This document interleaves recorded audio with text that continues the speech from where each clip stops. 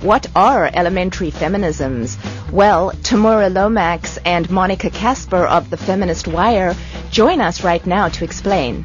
The Feminist Wire is an online community of writers and bloggers who bring together all kinds of smart feminist conversations on their site. And they're launching an exciting new project to create a K-12 feminist project. And it's actually one of my favorite sites because they celebrate such a wide array of feminist thinkers in a truly intersectional way. Tamura is an assistant professor of African American Studies at Virginia Commonwealth University, and Monica is a professor of gender and women's studies at the University of Arizona. And they're both authors, teachers, and writers, and also doing this great bridging work, bringing their academic know-how to the world at large. Tamura and Monica, welcome to Feminist Magazine. Thank you. Thank you for inviting us. Tamura, tell our listeners, how did the Feminist Wire get started when you dreamt this up? Wow, okay. Well, the Feminist Wire actually began in conversation in around 2010, like mid-2010. It was a part of a conversation while I was working on my dissertation with second-wave black feminist Hortense Spillers. She was my fifth reader, and we wanted to write something together, something that was impactful but yet cross-generational. And we felt like when the Shirley Sherrod situation happened, right. Shirley Sherrod was the woman who was forced to resign from her appointed position as the Georgia State Director of Rural Development for the U.S. Department of Agriculture because of her video, some videos that surfaced when she was talking about the NAACP and black farmers. And so Hortense and I felt like this was our moment. This was our moment to write something impactful about something that was happening right now in society. And so we wanted to offer this kind of black feminist intergenerational response. At this time, I wasn't really aware of any kind of intergenerational works. A lot of black feminists from her time were just kind of doing their own works, but they had influenced a lot of, young feminists, but they weren't really working with them. And so we really wanted to kind of change that and do something together.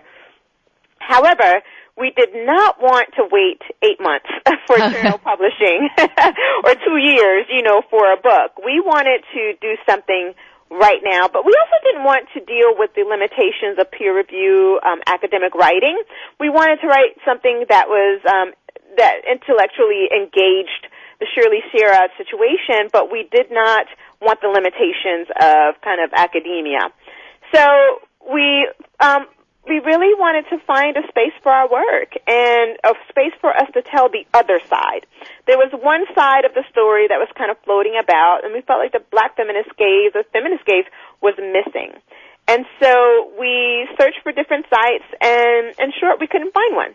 We could not find a site for our work, so we decided to construct our own, and ultimately we decided on the Feminist Wire.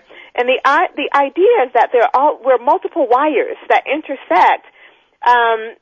We intersect at the point of feminism, but we're very different, and we come from different perspectives. We have different backgrounds. We have different ways of seeing feminism, and so we wanted to create a feminist publication that had intersecting wires, but that we also told. Our aim is to kind of tell this cross-generational, really all kinds of differences and intersections, this other side of the story. Right. We wanted to tell the other side. Right, and it's just grown into this multi-level project in so many ways that's much more than simply a news site.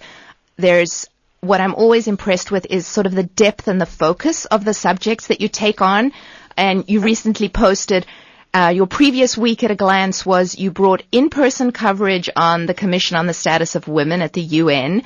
You organized a monumental forum on race and feminisms, and then you just started a groundbreaking forum on masculinities. And that was all in 1 week. Right. Quite a lot to take on. Monica, tell us a little bit about the Masculinities Forum. I was really impressed with the broad range of subjects that you covered there. Sure, yeah. So that forum ran for over a week, and it was convened by our collective members, David Leonard and Darnell Moore, along with our colleague Lisa Jean Moore, who's in New York.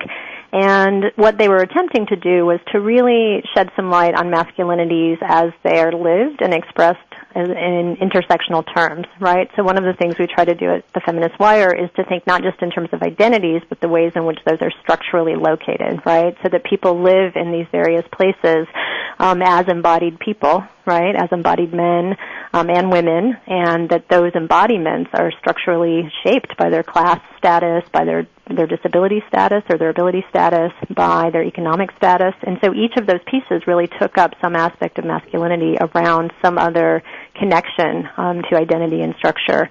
So it was a very deeply intersectional forum, and I know that, as Lisa's conclusion pointed out, that I think it will be picked up by a lot of educators who can use that in their own classrooms at many different levels.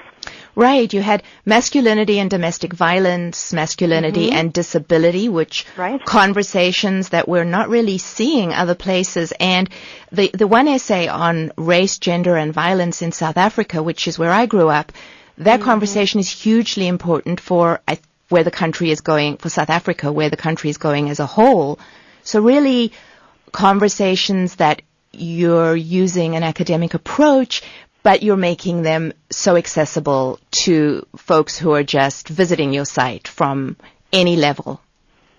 That's right. I mean, we're very committed to trying to write in ways that don't turn people off the way that a lot of academic work does. And while we're very, we try to be intellectual in our work in the sense that we're picking up strands and threads and making connections. I think that's the connective tissue. We try to write it in a way that anyone can read it. My 11-year-old reads a lot of the pieces and writes some of them. I know, and your 11-year-old is a member of the collective, which is amazing. Yeah. She is, and I will tell you a little story, which is that Tamura and Darnell and Heather Lane Talley, who's also a collective member, sort of did a little secret thing, and they invited Mason, or decided to invite Mason without really talking with me initially, because they wanted it to be her own achievement and based on the work that she had already done for the Feminist Wire, which is really nice. And I'm delighted that she's joined us. Well, truly a multi-generational situation there. So your goal is that you're creating a community, this dialogue between the writers and the readers, right? Mm-hmm. And how does that work in terms of you actually accept pieces from readers? There are conversations happening. How does that all come together, Tamura? We actually, it's interesting. So we have a collective of writers who we invite based upon personal relationships and the work that they've done. So it has to be two things. Someone has to have a personal relationship with the scholar or activist, and then there has to be some sort of recommendation. But we have to see their work. So that's how people come to the collective. But then we have guest writers, and actually most of our publications come from guest writers, I would say. And Monica probably would know better than me, but I would think the majority of our articles come from guest posts. And ultimately, they submit online. People who are interested in doing work with us, they submit online, and those submissions go through multiple kind of edits and readings, and we decide if the piece works for us or not. So we're not like a journal, an academic journal, but yet we have some of those procedures in place, right? So you can't just post. We're not a blog, and we actually detest that term. We are a feminist publication, and so you can't just post to us. We see ourselves as publishing your work. We're not posting your work. We're publishing your work. And so when works get published to our site, they've gone through multiple rounds of readings and, approval points. Mm-hmm. So it's just, we have multiple layers. We have multiple collectives at the site, and we try to be very transparent about this, about our structure. Monica, myself, and Darnell, we are the managing editors, and so, of course, we look at essays that are sent to us. But then we also have an advisory collective who will pass things on to them. That's a larger group than the three of us. And then we have an editorial collective, review collective, which is an even larger group. And we may even pass things on to, that group as well, especially if there are questions about a piece. If we think a piece is particularly, possibly controversial, which we don't run from controversy, but we do want to make sure that it aligns with, our aims that we outline on the site. Right. Well, we're talking with Tamura Lomax and Monica Casper of the Feminist Wire, and let's talk about your upcoming new projects. Elementary Feminisms was actually conceived by Mason Casper Millam. So, Monica, tell us about how this idea all came about and how Mason decided that this should be the next project for the collective. Sure. So it happened at dinner one night, as many things often do. We were talking as a family, and I also have an 8-year-old, now a 9-year-old, I should say. She just had a birthday, and we were talking about the kinds of conversations they have at school. And they're in a public school in Tucson, and Mason was expressing her, dismay. She was a little frustrated that when she tries to talk with her classmates about issues that she cares about, which are feminist issues and girls' rights and girls' empowerment, and also very, very deeply committed to LGBTQ issues, she feels that there hasn't been a space for her to do that. That either there's ridicule or that her friends shut down, or that it's just not built into the curriculum in a way that is meaningful for her. So as we were talking at dinner, she sort of said, wouldn't it be cool if we had a way to do this in school? And so that generated a whole series of conversations among the collective, and now we have folks who are both part of the collective and outside of the collective who are involved, who are really thinking in a kind of layered way about how older girls might mentor younger girls and vice versa around some of these issues, so that Mason is about to go into middle school, and she'll be in a position at that point to start talking with the elementary school kids, and the high school kids can talk to the middle school kids, and we have college women and men who are involved. So Dylan McCann, one of our collective members who is in college, is also participating, so that we can create a conversation that isn't a top-down structure, so that we're not telling these 8, 9, 10, and 11-year-olds what they should be thinking about feminism, but that they're letting us know what their needs and their concerns are. And so we're doing that through some curriculum development and also through a space on the website at the Feminist Wire where we can feature young voices and advance that conversation. And this curriculum will be sort of a template, like a pilot program. We're hoping, yes, that it's something that we can, pilot in some of the schools that we're connected to. Tamura's boys are in school, my girls are in school, some of us are parents, and so we would like to start it at a local level and see how it works and get buy-in from the administrators, and then perhaps, make it more available to other institutions. Well, we've definitely been hearing a lot of conversations about the need for feminism in high school, but why not go all the way? Yeah. Start at elementary level. Mm-hmm. Yeah. I think a good example of this right now is kind of the football situation. Right. Where is it? In Ohio? And what if, just imagine for a moment if these young boys, because, I have boys, and so they, the sports culture for boys, is a huge place where masculinity is defined. Eventually, these children shift from masculinity being defined in terms of being tough. It shifts from that to masculinity being defined in terms of having power over women. Like power, right now my boys are, 11 and 12, and so it's about being tough on the field and having power against your opponent. But at some point it shifts to, having power over women. And what if these young kids, had someone like Mason and others, that they could talk to in their schools that they thought was cool, that could talk about the rights of everybody.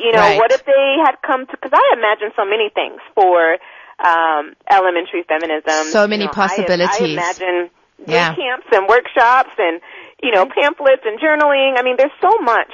It's really up to Mason, and we're there as her supports. But Monica and I and Darnell, we're always dreaming. So one of my dreams is that, she can lead, with our help, of course, some sort of workshop, for youngsters. And what if we were able to get them at a young age, at 11 and 12, those football players, I think, would have a different view. And not just the football players, but they had a lot of female support. Right. So, women, young ladies, young girls, they would also, I think, had they encountered us much earlier, I just feel like they'd things could be a lot different. Right.